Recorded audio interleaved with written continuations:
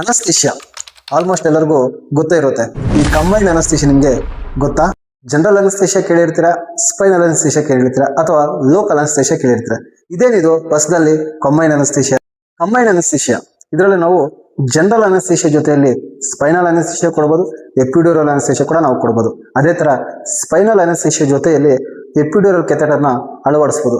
ಒಂದು ಅನಸ್ತೇಷಿಯಾ ಕೊಡ್ಬೋದಲ್ಲ, ಯಾಕೆ ಈ ಕಂಬೈನ್ಡ್ ಅನಸ್ತೇಷಿಯಾ ಕೊಡ್ತಾರೆ? ಸರ್ಜರಿ ಪೇಷಂಟ್ಗೆ general anaesthesia plus spinal anaesthesia ಇದರಿಂದ ಏನು ಉಪಯೋಗ ಅಂತ ನೋಡೋದಾದ್ರೆ, ಜನರಲ್ ಅನಸ್ತೇಷಿಯಾದಿಂದ ಪೇಷಂಟ್ಗೆ ಅನ್ಕಾನ್ಶಿಯಸ್ ಆಗುತ್ತೆ, ಸ್ಪೈನಲ್ ಅನಸ್ತೇಷಿಯಾದಿಂದ ಪೇಷಂಟ್ಗೆ ಅನಾಲ್ಜೆಸಿಕ್ ಆಗುತ್ತೆ. General anaesthesia plus epidural anaesthesia ಕೇಳಿರ್ತೀರಾ. ಈ ಪೋಸ್ಟ್ ಆಪರೇಟಿವ್ ಪೇನ್ ನ ಕಡಿಮೆ ಮಾಡಲು ಇದನ್ನ ಯೂಸ್ ಮಾಡ್ತಾರೆ. ಕಂಬೈನ್ಡ್ ಅನಸ್ತೇಷಿಯಾನ ಯಾವಾಗ ಯೂಸ್ ಮಾಡ್ತಾರೆ?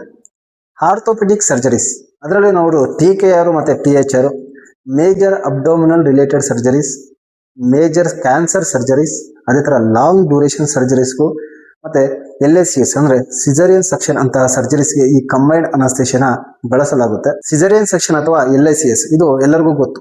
ಇದಕ್ಕೆ ನಾವು ಸ್ಪೈನಲ್ ಅನಸ್ತೇಷಿಯಾ ಅಷ್ಟೇ ಕೊಡೋದಂತ ಗೊತ್ತಿರುತ್ತೆ. ಬಟ್ ಕೆಲವೊಂದು ಪೇಷಂಟ್ಗೆ ಕಂಬೈನ್ಡ್ ಅನಸ್ತೇಷಿಯಾ ಅಂತ ಕೊಡ್ತೀವಿ, ಅಂದ್ರೆ ಸ್ಪೈನಲ್ ಪ್ಲಸ್ ಎಪಿಡ್ಯೂರಲ್ ಕೆಥೆಟರ್ ಅಳವಡಿಕೆ. ಯಾವ ತರ? ಸ್ಪೈನಲ್ ಅನಸ್ತೇಷಿಯಾದಿಂದ 4 to 5 hours ಪೇಷಂಟ್ಗೆ ಯಾವುದೇ ರೀತಿಯ ಸ್ಪರ್ಶ ಗೊತ್ತಾಗಲ್ಲ. ಬಟ್ ಎಪಿಡ್ಯೂರಲ್ ಕೆಥೆಟರ್ ಇಂದ ಏನಾಗುತ್ತಂದ್ರೆ ಪೇಷಂಟ್ಗೆ ಆಫ್ಟರ್ 5 hours ಪೇನ್ ಬರದೇ ಇರ್ಬೋದು. ಅದ ಪೋಸ್ಟ್ ಆಪರೇಟಿವ್ ಪೇನ್ ಕಂಟ್ರೋಲ್ ಮಾಡೋಕ್ಕೆ ಮತ್ತು 1 or 2 days ಪೇನ್ ಗೊತ್ತಾಗದೇ ಇರಲಿ ಅಂತ ನಾವು ಎಪಿಡ್ಯೂರಲ್ ಕೆಥೆಟರ್ ಇಂದ ನಾವು ಎನರ್ಜೆಟಿಕ್ ಇಂಜೆಕ್ಷನ್ ಕೊಡ್ತಾ ಪೇನ್ ನ ಕಂಟ್ರೋಲ್ ಮಾಡ್ತೀವಿ. ಈ ತರ ಮೆಡಿಕಲ್ ರೇಸ್ ಇನ್ಫಾರ್ಮೇಶನ್ಗೋಸ್ಕರ ಫಾಲೋ ಮಾಡಿ ಜಸ್ಟ್ ಅನದರ್ ಕನ್ನಡಿಗ ಎಂ ಸುನಿಲ್. ಈ ಅನಸ್ತೇಷಿಯಾ ಟಾಪಿಕ್ ನಿಮ್ಗೆ ಇಷ್ಟ ಆಯ್ತು ತಾನೆ? ಫಾಲೋ ಮಾಡೋದು ಮರಿಬೇಡಿ.